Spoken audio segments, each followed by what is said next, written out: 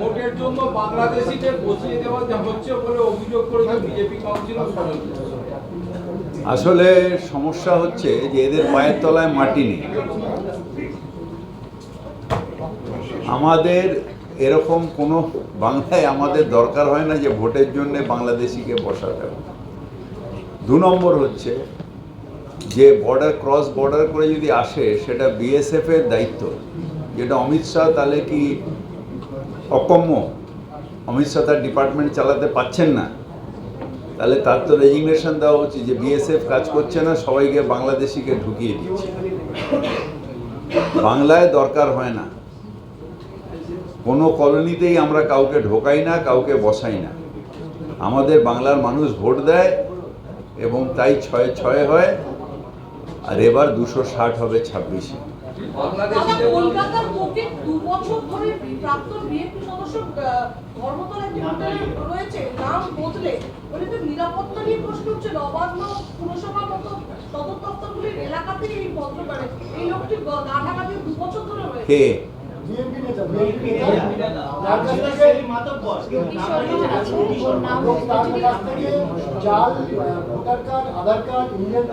VIP এটা আমি জানি না, কারণ এটা আমার জানা নেই। এটা পুলিশ দেখছে, এটা তো আমার কর্পোরেশনের কেস না। তো এটা আমি জানি না, তো এটা তো সেই হোটেলের সামনে কি ঝাড়ু দেওয়া হয়নি সেটা বলতে পারে, সেটা তো পুলিশ বলতে পারবে, আমি কি করে বলবো। বাংলাদেশি চিকিৎসা কেন্দ্রে চিকিৎসা বন্ধ করে দেওয়া হচ্ছে, আমাদের হসপিটালেরও বলে দেওয়া হচ্ছে যে তাদের চিকিৎসা করা হবে। এরকম কোনো খবর আমার কাছে অন্তত নেই। আমিও হসপিটালের সাথে রেগুলার যোগাযোগ আছে, এরকম কোনো নেই। যদি তারা অথরাইজভাবে আসেন, যদি তাদের সেন্ট্রাল গভর্নমেন্ট ভিসা দেন, তাহলে তারা এসে চিকিৎসা করাতেই পারেন। এরকম আমার কাছে কোনো খবর নেই যে চিকিৎসা আমাদের এখানে শহরে বন্ধ করে দেওয়া হয়েছে। তারা যদি আসেন অথরাইজ, এখন আমরা যা জানি যে সেটা হচ্ছে যে বাংলাদেশে একটা অরাজকতা চলছে, একটা চারিদিকে একটা বিচ্ছিরি অবস্থা চলছে, সেই জন্য হয়তো আসছেন না। কিন্তু কেউ এসেছেন অথরাইজভাবে এবং তিনি চিকিৎসা পাননি, এরকম কোনো রিপোর্ট আমাদের কাছে।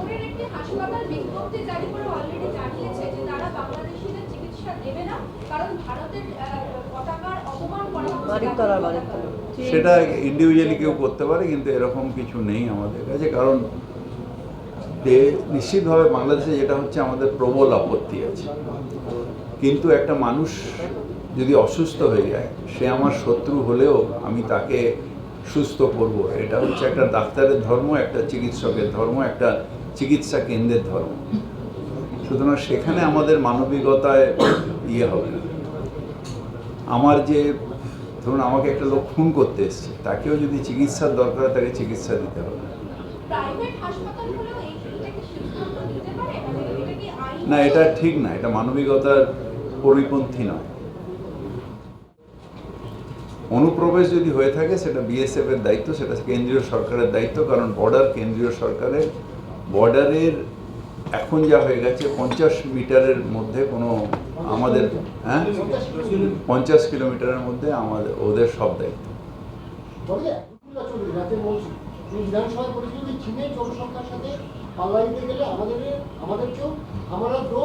আমরা চা এই ফর্মুলা বলেছেন। আজকে শুভেন্দু অধিকারী রাজ্য বিরোধী দলের নেতা, তিনি টুইট করে তীব্র আক্রমণ চালিয়েছেন। তিনি বলছেন যে রাজনীতি যখন জনসংখ্যার এই বিস্তার ঘটছে গোটা দেশ জুড়ে, সেই জায়গায় রাজ্যের একজন দায়িত্বশীল মন্ত্রী এটা হলো একটা ইউজলেস আলোচনা। এই আলোচনায় আমরা অংশগ্রহণ করতে চাই না। শুভেন্দু অধিকারেরও ব্যক্তিগত মত হতে পারে, আমাদের সিদ্দিকুল্লাহরও ব্যক্তিগত মত হতে পারে, এটার সাথে আমাদের কোনো আসে না। এগুলো হলো ইউজলেস জনসংখ্যা, মানে এটার কোনো হয় না, মানে আমরা এটার কোনো ব্যাখ্যা দিতে পারবো না। আমরা সবাই তার তীব্র প্রতিবাদ করি। আমার জাতীয় পতাকা আমার কাছে সম্মান, আমার সম্মানকে যে নষ্ট করবে তাকে নিশ্চিতভাবে আমি করি। কিন্তু যেহেতু এটা অন্য দেশের ব্যাপার, এটা আমাদের সেন্ট্রাল গভর্নমেন্টের যে বিদেশ নীতি, তার সাথে আমরা সমর্থন করি এবং আমরা আশা করব যে সেন্ট্রাল গভর্নমেন্ট অ্যাপ্রোপ্রিয়েট স্টেপ নেবে। সময় কি চলে এসেছে বাংলাদেশকে যে এইভাবে ভাবা? আপনি আমার মুখ দিয়ে এগুলো বার করতে পারবেন না, কারণ ভারত সরকার যেটা করবে সেটাই আমাদের কাছে। একটা বিষয়, আপনারা তো বারবার কেন্দ্রীয় সরকারের যে স্টেপ নেবে তার পক্ষে থাকার কথা বলছেন, কিন্তু সরকারের তরফ থেকে বারবার বাংলাদেশের সাথে যোগাযোগ করা হচ্ছে এবং সেখানকার সংখ্যালঘু যে সমস্ত মানুষ নির্যাতিত হচ্ছে তাদের আপনি খালি সংখ্যালঘু বলছেন কেন?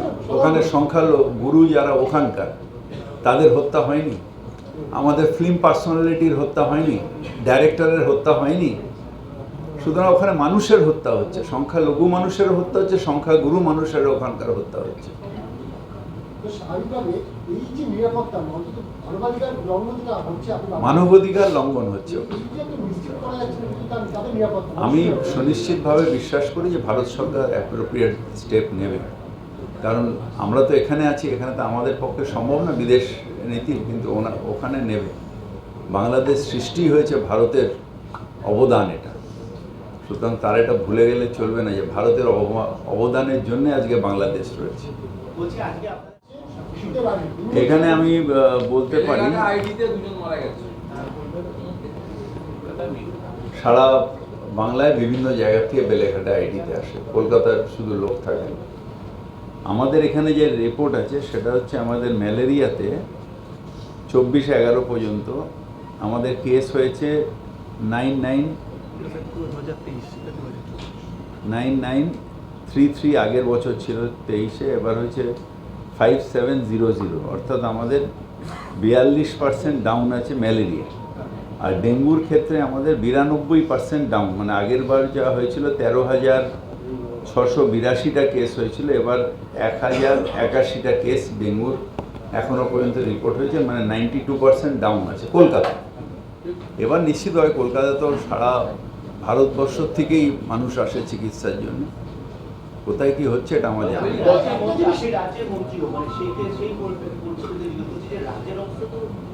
রাজ্যের অনেক জায়গায়, বিশেষ করে গ্রাম অঞ্চলে, যেহেতু আমাদের কলকাতায় অনেক দিন ধরে আমরা এই প্রচারটা চালাচ্ছি, গ্রাম অঞ্চলটা নতুন ডেঙ্গু এসছে, তার কারণ হচ্ছে গ্রাম অঞ্চলে আমাদের আর্থসামাজিক উন্নয়ন হয়েছে, বাড়িগুলো ঢালাই হয়েছে, সেই বাড়িগুলোর ওপরে কাক, আমাদের কলকাতায় এখনও সচেতনতা বেড়েছে বলে 92% ডাউন হয়েছে।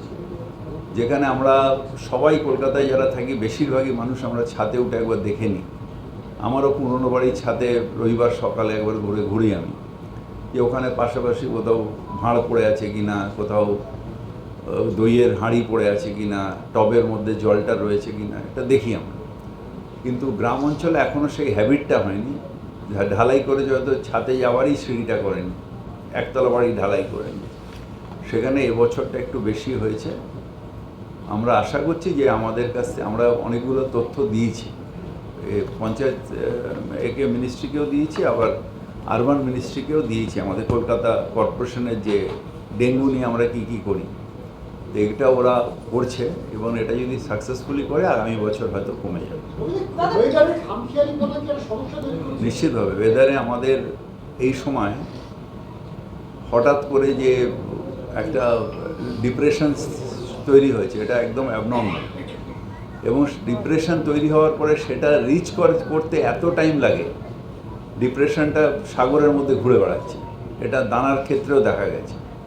সুতরাং এটা নর্মাল নয়। সুতরাং আমাদের তো একটা গ্লোবাল ওয়ার্মিং বা গ্লোবাল ওয়েদার চেঞ্জ এমনভাবে হচ্ছে যেখানে এগুলো হচ্ছে। আর আমাদের দুর্ভাগ্য হচ্ছে যে আমরা ইকুয়েটারের কাছাকাছি থাকি, সেই জন্য আমাদের এখানে রিপ্রোডাক্টিভিটিটা খুব বেশি। আমাদের এই উষ্ণ গরম এতে রোগও বেশি হয়, মানে যে কোনো ইয়েতে এটা রিপ্রোডাক্টিভিটিটা বেশি হয়, সেই জন্যে আমাদের এই সব রোগ টোগ এগুলো এই সময় এই জায়গাটা বেশি। এখান থেকে নিয়ে আফ্রিকা পর্যন্ত এরকম। ডেঙ্গির লাস্ট সপ্তাহে পরিসংখ্যানটা বলবেন, মানে এই গত সপ্তাহে আগে এই আপনারা ওগুলো টেনশন করছেন, কোনো রোহিঙ্গা কোথাও ঢুকছে না, কোনো জনসংখ্যা কোথাও ঢুকছে না, মানুষ যারা ভারতীয় মানুষ তারাই ভারতে থাকছেন, আমাদের কোনো রোহিঙ্গা ঢোকাতে হয় না।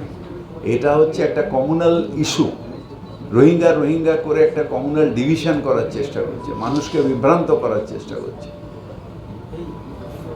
এখানে কোনো রোহিঙ্গা বলে কিছু নেই। আর রোহিঙ্গা যারা বাংলাদেশে আছে আমি যতদূর জানি, তারা সবাই যে টেরোরিস্ট তা নয়, তারাও অত্যাচারিত বার্মায়। তার মধ্যে কিছু মানুষ নিশ্চিতভাবে হয়তো আর্মস হাতে নিয়েছে, কিন্তু তার মানে একটা সেক্টকে পুরোপুরি আপনি টেরোরিস্ট বলে দেবেন এটাও ঠিক নয়। কিন্তু আমাদের এখানে কোনো রোহিঙ্গা নেই। বলছি এখন দেখা যাচ্ছে যে মন্দির ভাঙা বা যা হচ্ছে হচ্ছে, কিন্তু এখন দেখা যাচ্ছে পীর মাজার বা মসজিদগুলোর উপরে হামলা হচ্ছে। বাংলাদেশের পরিস্থিতি তো দিনের দিন খারাপ হচ্ছে, যার ফল হচ্ছে ভালো। এটা নিয়ে আমরা কিছু বলতে পারি না, কারণ এটা সেন্ট্রাল গভর্নমেন্টের ডিসিশন। আমরা আমাদের দল এবং আমরা নিজেরাও ভারত সরকারের উপরে আমরা এটাকে ছেড়ে দিয়েছি এবং ভারত সরকার নিশ্চিতভাবে অ্যাপ্রিপ্রিয়েট নেবে।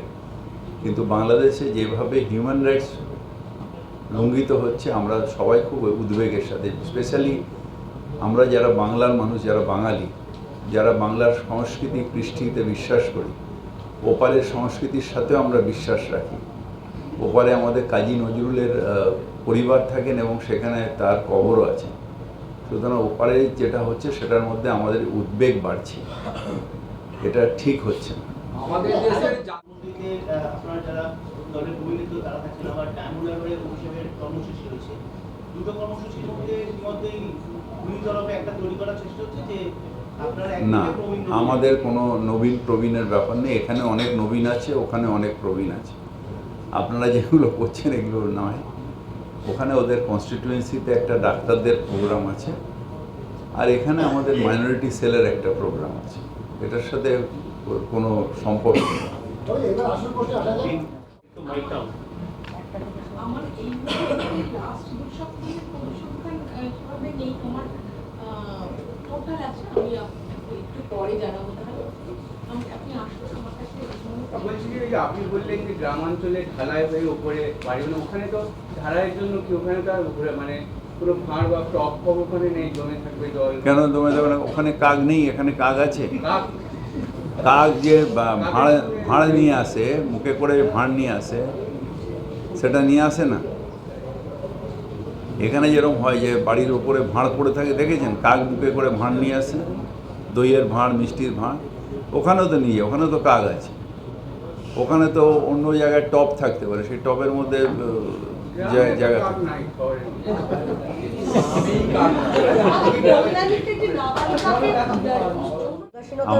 আমরা দেখছি যে যাতে ওটা রেন্টের প্রপার্টি বলে করা যাচ্ছে না। আমরা যেখানে আমাদের প্রপার্টি আছে সেখানে আমরা স্কুলগুলোকে ঢেলে সাজাচ্ছি এবং একটা একটা করে করছি। এবং কালকে যে স্কুলটা হয়েছে সেটা আমি অত্যন্ত আনন্দিত যে এরকম একটা স্কুলও তৈরি করেছে, যেখানে সবকটা ক্লাসরুমে ক্লাসরুম আছে, সবকটা ক্লাসরুমে এয়ার কন্ডিশন আছে, ওপরে একটা লাইব্রেরি হয়েছে যে লাইব্রেরিটা দেখার মতো। আপনারা যাবেন না, নেমন্তন্ন তো দেওয়া হয়েছিল, যাবেন না। পুরসভা সমস্ত স্কুলকেই কি এরকমভাবে সাজানো হচ্ছে? এরকমভাবে একটা একটা করে সব স্কুলই মডেল স্কুল তৈরি হবে। কতগুলো স্কুল এই মুহূর্তে রয়েছে? এই মুহূর্তে 15টা এখনো হয়ে গেছে। আমরা আর্থিক দিক দিয়ে আস্তে আস্তে চেষ্টা করছি একটা একটা করে সব স্কুলই করে নেব। दादा वार्ड 42 के जो काउंसलर हैं उन्होंने कहा है कि उनके वार्ड में चलने के लिए जगह नहीं बची है। जितने जो डाला वाले लोग हैं वो फुटपाथ को कवर करके बैठे हुए लोग चल नहीं पा रहे। उनका कहना है कि बड़ा बाजार थाने से जो है उनकी सेटिंग है और हम लोगों ने कई बार मेयर को खुद चिट्ठी लिखी लेकिन अभी तक कोई जवाब नहीं आया। महेश शर्मा कहते हैं ये आज के प्रॉब्लम नहीं, ये 50 साल की प्रॉब्लम है। मैं आप थोड़ा देर पहले बताया था, हम भी अपना फैक्ट्री का माल जब डिलीवरी करते थे तो हमको खड़ा नहीं होने देता था मेरा मेट्रो। हम लोग बड़ा रास्ता में रख के वहाँ हम भी कंधा में उठा के माल डिलीवरी करते थे। मेरा अपना फैक्ट्री का जब इनिशियल स्टेज में हम खुद देखते थे, तो वहाँ पर डाला का राज आज नहीं है। और ये बागरी मार्केट में आग लगने का कारण ही है डाला। मैं आग्रह करूँगा पुलिस से जो इसका बंदोबस्त करे। ऐसा है जो डाला हटाता नहीं है बोल के हम लोग का कंजर्वेंसी का काम नहीं होता। महेश जी ठीक बोले हैं, मगर हम लोग का भी एक कॉरपोरेशन में तो अपना पुलिस नहीं है, अपना ये नहीं है जो हम किसी से ज़बरदस्ती करेंगे। तो पुलिस को हम आग्रह करेंगे इसके ऊपर ध्यान देने के लिए। दादा वहाँ के लोग जो बड़ा बाजार के वासी हैं उनका कहना है कि मेयर साहब अगर हर जगह तो वो जाते हैं, कम से कम बड़ा बाजार आके वो खुद फुटपाथ बड़ा बाजार में हम बहुत बार गए, बचपन से जाते हैं फुटपाथ पर चल के मेयर साहब देखेंगे। हम। मेयर साहब तो नया नहीं हुआ, जो बाहर से आया है, कलकत्ता में पैदा हुआ, कलकत्ता में धंधा करके बड़ा हुआ है, और आज भी हमारा कलकत्ता में ही सब माल जाता है। तो कलकत्ता में हम खुद फुटपाथ में चले हैं और हम तो खुद बोल रहे हैं हम खुद इसके भुक्तभोगी हैं। ঠিক আছে, থ্যাংক ইউ। তো অপরাজিতা বিল নিয়ে প্রচার করছে তৃণমূল জায়গায় জায়গায় অভিযান চালাচ্ছিল, তারপরেও মানুষের সচেতন হচ্ছেন এবং এখনো কোথাও তো গাফিলতি রয়ে যাচ্ছে যে নইলে আবার একটি নাবালিকাকে গাফিলতি কিছু নেই, কিছু ক্রিমিনাল, কিছু মানসিক বিকৃতি মানুষ সমাজে এখন তারা অ্যাক্টিভ হয়ে গেছে। এটা সামাজিকভাবে আমাদের দেখতে হবে যে এরকম মানুষ যাতে সমাজে ঠাঁই না পায়। তার কারণ এইগুলো বাংলার যে আমাদের সমাজ, বাংলার যে আমাদের কালচার, তার সাথে এটা ঠিক নয়। এটা বাংলায় আমরা সহ্য করতে পারি না এবং যারা এটা করছে এটা একটা অন্যায়। এবং আমাদের যখন অপরাজিতা বিলটা আসবে, যখন আমাদের রাষ্ট্রপতি ম্যাডাম যখন এটা সই করবেন, তারপরে একটা দৃষ্টান্তমূলক শাস্তি আমরা দিতে পারবো। এখনও হচ্ছে, কিন্তু এখন শাস্তিটা অনেক ডিলেড হয়ে যাচ্ছে। যেমন এখনকার যে বিলটা এসছে, যে নতুন যে বিলটা যেটা এসছে আমাদের কি বেদিকা, যেটা পার্লামেন্টে আইপিসির বদলে যেটা হলো ন্যায় সংবিধান, সেটারও বিচার প্রক্রিয়া হচ্ছে, কিন্তু সেটা অনেকটা ডিলেড হবে। এই বিলটা আসলে অনেক তাড়াতাড়ি বিচার প্রক্রিয়া হবে এবং সাথে সাথে যদি justice delayed is justice denied. সুতরাং বিচার প্রক্রিয়া করে যারা ক্রিমিনাল তাদের একটা দৃষ্টান্তমূলক শাস্তি না দিলে এই ক্রিমিনালরা ভয় পাবে না।